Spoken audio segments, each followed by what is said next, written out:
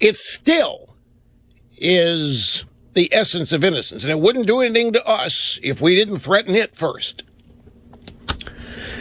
And it's just senseless for somebody, I don't care whether they're a dentist from Minnesota or a terrorist from ISIS. It is senseless to be led onto a game preserve protection with a bow and arrow and think you are engaging in sport while you kill a lion. It's just senseless. And I understand the sadness. People have an attachment to animals that is inexplicable. What I don't understand, Jimmy Kimmel broke down almost in tears last night on his program. And the very same people who will, over the death of Cecil, I love cats too, and I think Cecil's a great name for a lion. In fact, if I ever get another cat, I'm going to name it Cecil in honor of this one. My own cat was disappointed when she found out Cecil was killed. All animals are worried about this. Understand that.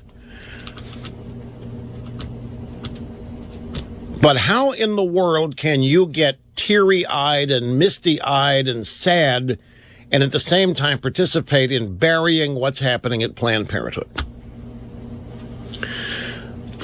Can somebody explain that to me? What do you mean, well? What do you mean, well? Is this too controversial a question? What do you mean, well? Is this somewhere I shouldn't venture? I do know how the animal people are, but I know that most animal people are also the same. They have the same attitude toward human beings.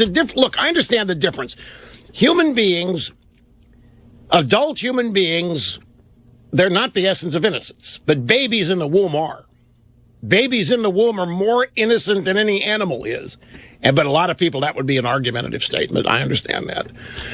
But a baby in the womb, I mean, you can't get a more pure definition of innocence. Now, I understand there's a picture of Cecil the lion as he's alive and sitting there over his harem, with his harem and looking like a lion, looking like the king of the jungle. He's sitting there and he's just enjoying life and everything's fine and dandy. You see that picture. Then you hear the news that some reprobate with a bow and arrow was let in there for $50,000 and to claim it was hunting. There was no hunting. There wasn't any sport in this. Cecil had no idea. It was at night. Cecil had no idea. He's in a game preserve.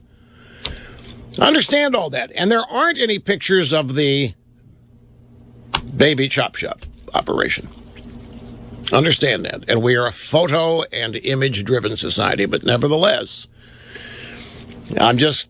it's a matter of, curiosity, concern.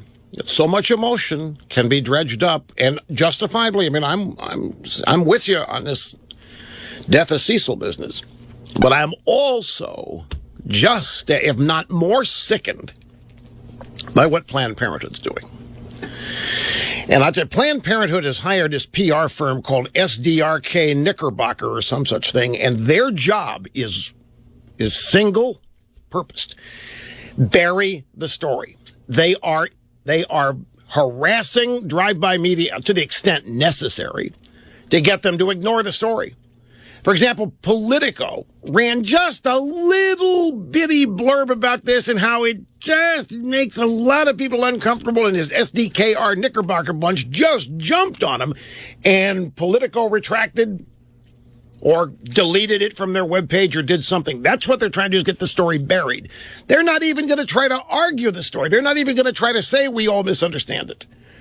They're not even going to try to say there's great medical research to be had here. They're not going to say it's just a clump of cells. They're not even going to try to say it's an unviable tissue. They're just going to lean on their buddies in the drive-by to suppress the story.